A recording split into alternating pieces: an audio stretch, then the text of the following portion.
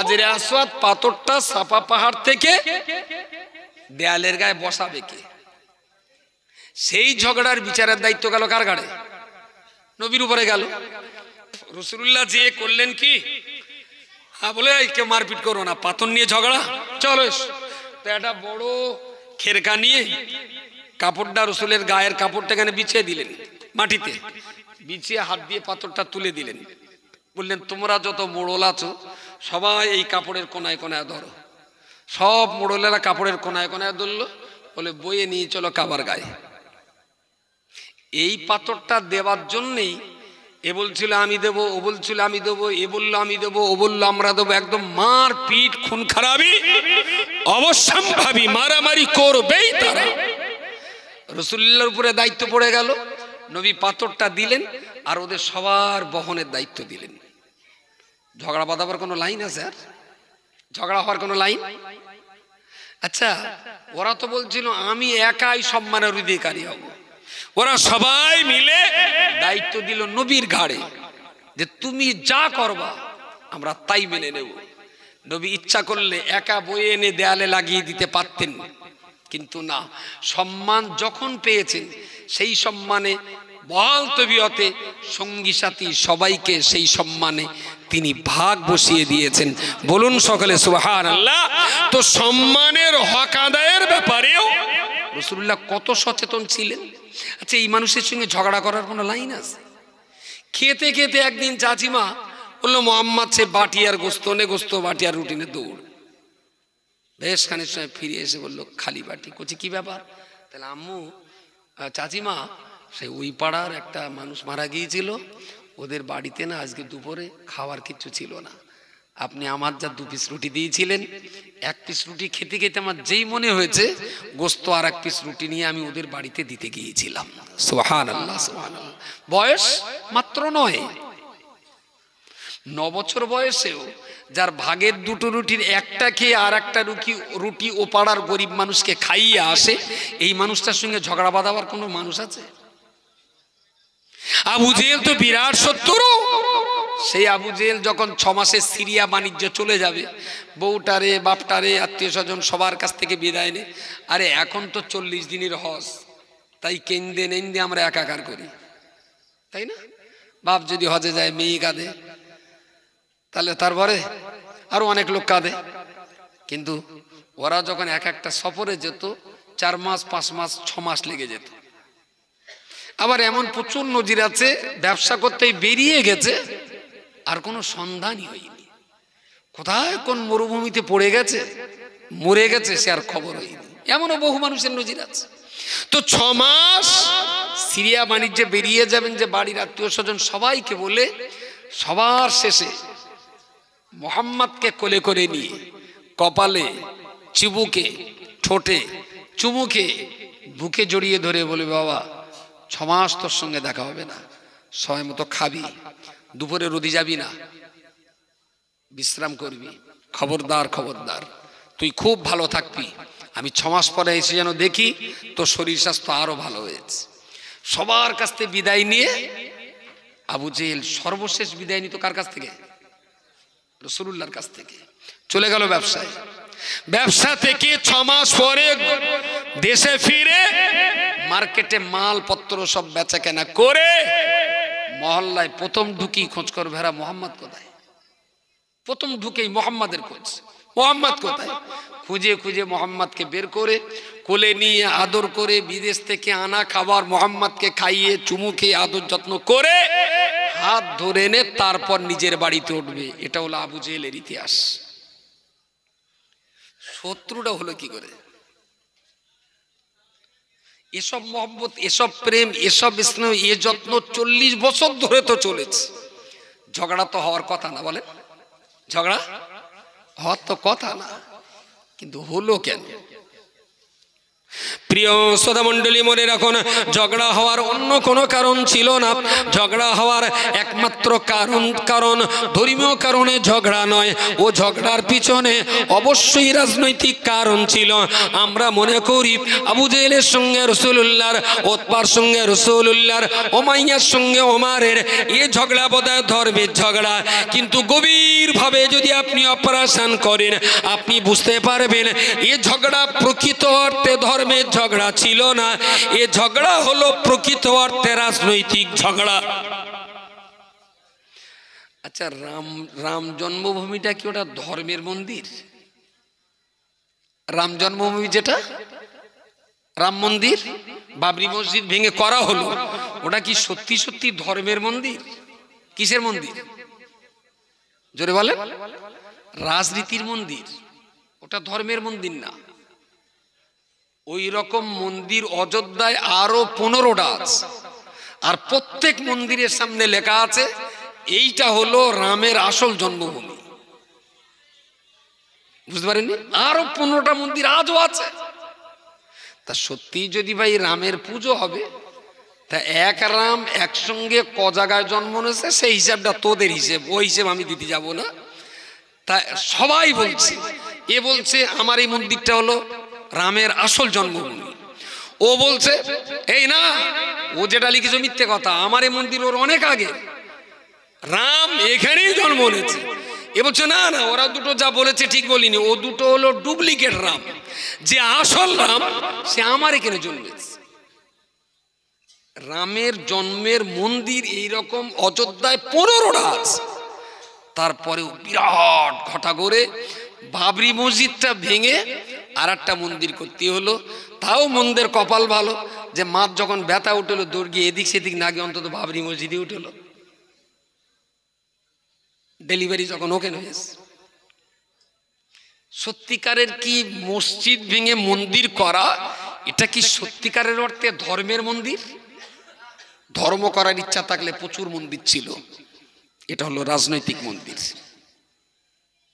এটা হলো টাকা কামাই করার মন্দির, এটা হলো জনগণকে ধোকা দিয়ে বোকা বানিয়ে দেশের টাকা বিদেশে নিয়ে গুটি কতক মোড়ল মাতব্বরের ভবিষ্যৎ সুরক্ষার মন্দির, এটা ধর্মের মন্দির না। রাসূলুল্লাহর সঙ্গে যে ঝগড়াবাদী ছিল, সামনে আমরা ধর্ম দেখি কিন্তু পিছনে দিকে রাজনীতি, চেয়ারের লড়াই। Abu Jahl, Utba, Saiba, Otaiba, Walid ইবনে মুগিরা, আমির, ফায়রা, উমাইয়া এরা এক বাক্যে বলল, মুহাম্মদ তুমি সব কথা ছেড়ে দাও, তোমাকে আমরা বাদশা বানিয়ে দেব। নবী বললেন, বাদশা হতে চাই না, আমি সুন্দরী নারীর স্বামী হতে চাই না, আমি কোটি টাকার মালিক হতে চাই না, আমি আল্লাহ রসুল হয়ে গরিবতার সঙ্গে জীবন যাপন করতে চাই। কোনো মতেই যখন বুঝিয়ে পারা গেল না, ওরা দেখলো মুহাম্মদ যদি নবী হয় আর মুহাম্মদ যে সত্য কথা বলে, জীবনে মিথ্যা কথা বলে না, মানুষের সঙ্গে ধোকা দেয়নি, কখনো প্রতারণা করিনি, কোনো মানুষকে কখনো ঠকায়নি। অতীত দেশের জনগণের সামনে মুহাম্মদ যেই দাঁড়িয়ে বলবে এক আল্লাহ ছাড়া দ্বিতীয় কোনো মাবুদ নেই, আমাকে আল্লাহ রসুল বানিয়েছেন, মুহাম্মদ 40 বছর ধরে এমন সত্য কথা বলেছে, দেশের জনগণ মুহাম্মাদের ঠোঁটকে বিশ্বাস করে। অতএব বিশ্বাসের ঠোঁট দিয়ে যে কথাই বেরোবে দেশের জনগণ তো সে কথাই বিশ্বাস করে নেবে। এখন জনগণ যদি এরা মুহাম্মাদের কথা বিশ্বাস করে মুহাম্মাদকে রসুল করে ফেলে, আর আবু জেহেল, উতবা, সাইবা 8টা-10টা মোড়ল যদি মুহাম্মাদের রসুল না বলে, তাহলে আলটিমেটলি ক্ষমতা কার হাতে যাবে? বোঝা যাচ্ছে না কথা? ক্ষমতা কার হাতে যাবে? জনগণ যার দিকে ক্ষমতা সেই দিকে। এরা দেখলো যদি ক্ষমতা জনগণ মুহাম্মাদের দিকে চাপ মানে ক্ষমতা কিন্তু মুহাম্মাদের হাতে, তাহলে আমরা সেদিন বলে একদম শেষ হয়ে যাব। সুতরাং বায়ুক আর বাই করুক, ছলে বলে কলে কৌশলে মুহাম্মাদকে কোনো মতেই নবী হতে দেওয়া যাবে না, কখনো নবী হতে দেওয়া যাবে না। শত্রুতা শুরু হলো তখন থেকে। আমাদের দেশের, আমি একেবারে আবু জেহেল বলবো না, তবে ওই ক্যাটাগরির ওদের কাছে আমরা বিরাট ভালো ছিলাম, ভীষণ ভালো ছিলাম। কাইম সাহেব, আরে বাপরে বাপ, তবলিগ জামাতের বিরুদ্ধে লড়াই করতে গেলে কাইম সাহেবের কোনো জবাব নেই। আহলে হাদিসদের বিরুদ্ধে দলিল দিতে গেলে কাইম সাহেবের কোনো বিকল্প নেই। কাদিয়ানীদের বিরুদ্ধে লড়াই করতে গেলে কাইম সাহেবের কলমের কোনো জবাব পাওয়া যাবে না। বিরাট প্রশংসা, ভীষণ প্রশংসা। 40 বছর ধরে আমাদের প্রশংসা করা হলো, হঠাৎ রাতারাতি কাইম সাহেবের খারাপ হয়ে গেল, কারণ আছে। মুজাদ্দিদুজ্জামান কুতুবুল আলম আলা হযরত আবু বকর সিদ্দিক ওয়াল কুরাইশি রাহমাতুল্লাহ আলাইহিম তার কিতাবে তার ওসিয়তনামা আপনি পড়বেন, নিশ্চয়ই জানবেন। তিনি তার ওসিয়তনামায় বলেছেন যে ওসিয়তনামার ভিতরে পরিষ্কার করে বলা আছে, আলেমের ইলম আর পীরের পীরত্ব যেন টাকা কামাই করার জন্য না হয়, যথাশক্তি কৃষি, শিল্প, বাণিজ্য ইত্যাদি অবলম্বন করিয়া হালাল উপার্জন করিবেন। হালাল উপার্জন করিবেন। আলেমের ইলম আর পীরের পীরত্ব যেন টাকা কামাই করার জন্য না হয়। কোনোদিন ধর্মসভার বিনিময়ে জোর করে, জবরদস্তি করে, কখনো কখনো জবরদস্তি পয়সা আদায় করা যাবে না। সভা কমিটি ইচ্ছা করে স্বেচ্ছায় যদি তোমাকে কিছু উপহার দেয় তবে সেটা যাওয়া জায়েজ, প্রকাশ্যে চেয়ে নেওয়াও যেমন হারাম হবে। ইশারা ইঙ্গিত করে যদি মুখে না চেয়ে ইশারা করে নেয় তবে সেটাও হারাম, হারাম, হারাম। 40 বছর কাইম সাহেবরা যাদের কাছে অত্যন্ত ভালো ছিল, দাদা পীরের সত্য কথাটা অজ করে টাকা চেয়ে নেওয়া হারাম, এ কথাটা বলার সঙ্গে সঙ্গে তাদের ভাতের হাঁড়িতে মাকড়সা জাল করবে, অর্থনীতিতে টান পড়বে বলে আমাদের বিরুদ্ধে ফতোয়া নিয়ে টানাটানি আর ফতোয়াবাজি একগরে করে দেওয়া, বয়কট করে দেওয়া আর কোণঠাসা করে দেওয়া। কসম খোদার করে বলছি, এটা কোনোদিনের জন্য ধর্মের লড়াই নয়, বরং এ লড়াই তাদের ক্ষমতার অস্তিত্ব টিকে থাকা আর অর্থ রোজগারের রাস্তাটা বাঁচিয়ে রাখার লড়াই। অনেকে ভাবে ধর্মের লড়াই ঘোড়ার ডিম, ওটা মামুল লড়াই, পকেটে মামু ঘুমে যাচ্ছে। তবে আলহামদুলিল্লাহ যারা গোষ্ঠী সমেত আমাদের পেছনে লেগেছিল তারাই এখন কেঁকড়ার মতন যা কামড়া কামড়ি করতেছে। আর আমাদের দেশের কটা বেলে মাছ গেল শালা সে কেঁকড়ার ঝুড়িতে, এরাও শালা কামড়া টামড় খেয়ে সেও দেখতে এখন ঝুড়ির বাইরে, দেখতে পাচ্ছেন না? সে এখান থেকে গেল ওই ঝুড়িতে, বড় বড় মাল মারবে। তাই এখন মাল মারা তো দূরিয়ে পড়ুক, কেঁকড়ার কামড় খেয়ে কেমন নিজেরা যা হচ্ছে, জি বুঝতে পারল না? তুমি অত মোটা হলি আর দেশের লোক মোটা হওয়ার লাইন পায়। গেছিল একটা বিরাট বড় মাল মারার ধান্দায়, কিন্তু যারাই আমাদেরকে নানান তাল ফতোয়া দিত তারাই এখন খানাতে ভাই, ফুবুতে ভাই, দাদাতে ভাই, নানাতে ভাই, গোষ্ঠী সমেত নিজেরা যা কামড়া কামড়ি করতেছে, এরা করে এখন আলবেলা হয়ে দেখতেছে। হাই দা কি করতে কোথায় আসলুম বল দিন দেখি, শালা যার গা ছাতির তলায় দাঁড়াবো বলে এইলাম, তার গা তো সব ছাতি ছাড়াই করতে করতে জীবন শেষ। এই দা যা ছিলাম ভালোই ছিলাম, চল নাই ফিরে যাই, কিন্তু হাঁড়ে হাঁড়ে বুঝতে পারছে, কিন্তু কিছু বলার নেই। আমি শুধু এতটুকুই কথা বলতে চাচ্ছি, আল হাক্কু হাক্কুন ওয়ালাউ কানা বুররুন, সত্য সত্যই যদিও সেটা খেতে গেলে তিতো লাগে। আল হাক্কু, সারা জগৎ যদি তিতো বলে আমি তবুও বলবো সত্য কিন্তু সত্যই যদিও তা তিতো হয়। মিথ্যা কিন্তু মিথ্যাই যদিও সে খেতে অত্যন্ত সুস্বাদু হয়। সুতরাং আমি খুব খুব খোশ মেজাজ, খুশি মনে আপনাদেরকে বলছি, অল ইন্ডিয়া সুন্নাতুল জামাতের অনেক কর্মকাণ্ড, সেই গরিবের বাচ্চা বিয়ে দেওয়া, আই ক্যাম্প করা, স্বাস্থ্য শিবির করা, তারপরে আপনার কি বলে মেয়েদের একসঙ্গে করে এক জায়গায় সেই গণবিবাহ দেওয়া। আর তেরানের কাজটা বাদ দেয়নি, ওটা তো আল্লাহ না করুন মাঝে মাঝে মাঝে মাঝে হয়ে গেলি না, মানুষ খেতে না পেলে কাঁদলে ওটা করতে হবে, খাবারের ব্যাপার তো। বাকি অন্যান্য সব কাজ বাদ দে, এখন বলো one side game, that is education. শুধু শিক্ষা নিয়েই যেভাবে ঝড় উঠেছে পশ্চিমবঙ্গে, এই ঝড় যদি আগামী 10-15টা বছর ধরে রাখা যায়, ইনশাআল্লাহ বাঙালি জাতি একবার ঘুরে দাঁড়াবার সাহস পাবে। পশ্চিমবঙ্গে কিন্তু ম্যাটেরিয়াল খুব ভালো, এখানে র মেটেরিয়াল আছে, গরু আছে, নাঙল আছে, বাঁশুই আছে, জমি আছে, বীজদান আছে, সব ভালো আছে, কাজ করার লোকও আছে, শুধু সিস্টেমটা নেই। এই সিস্টেমের অভাবেই পশ্চিমবঙ্গে মুসলিমদের উন্নতি হচ্ছে না। একদম ছোট কথায় বলুন, গত ইলেকশনে ভাঙড়ে যে কজন মারা গেল, তা সে 10 জন 15 জন 20 জন যাই হোক, এর ভিতরে একটা দেখাবেন মাধ্যমিক পাশ করা ছেলে মরেছে? কারো জানা আছে? একটা বলবেন যে 5 ওয়াক্ত নামাজ পড়ে কোরআন জানা একটা লোক মরেছে? বলেন বলেন। ওর ভিতরে একটাও মাধ্যমিক পাস নেই, একটাও নামাজি নেই, ওর ভিতরে একটাও কোরআন শরীফ জানা লোক নেই। আর যখনই মানুষ মূর্খ হয় তখনই মানুষ অন্ধ হয়, অন্ধ হয়। ওর চোখ দিয়ে ভালো মন্দ তখন যাচাই করতে পারে না। আর যখনই অন্ধ হয় তার হাতে বললো, ভাই শোন, এই বোমটা ওই দোকানে মারতে পারবি 500 টাকা? বলে হ্যাঁ, বয়াকার এক করে মেরে আসবো। কিন্তু যদি একবার ভাবতো এই বোমটা মারতে গিয়ে বাই চান্স যদি ধরা খাই, তাহলে পিছনে আমার 2টো বাচ্চা আছে, আমার স্ত্রী আছে, আমার বৃদ্ধ পিতা মাতা আছে, এদের ভবিষ্যৎটা কি? লেখাপড়া থাকলে না অল্প টাকায় কখনো শিক্ষিত ছেলে বিক্রি হয় না। যার জন্য যে কণা মরেছে একটাও এডুকেটেড পারসন নাই। আমাদের লড়াই রাজনৈতিক হত্যাকাণ্ড যদি কমাতে হয় 18 বছরের আগেই স্কুলে ড্রপ আউট বন্ধ করতেই হবে। সেলাই কাজ করুক, উচ্চ মাধ্যমিক পাশ করে এসে সেলাই কাজ করুক। ভ্যান চালাক, উচ্চ মাধ্যমিক পাশ করে এসে ভ্যান চালাক।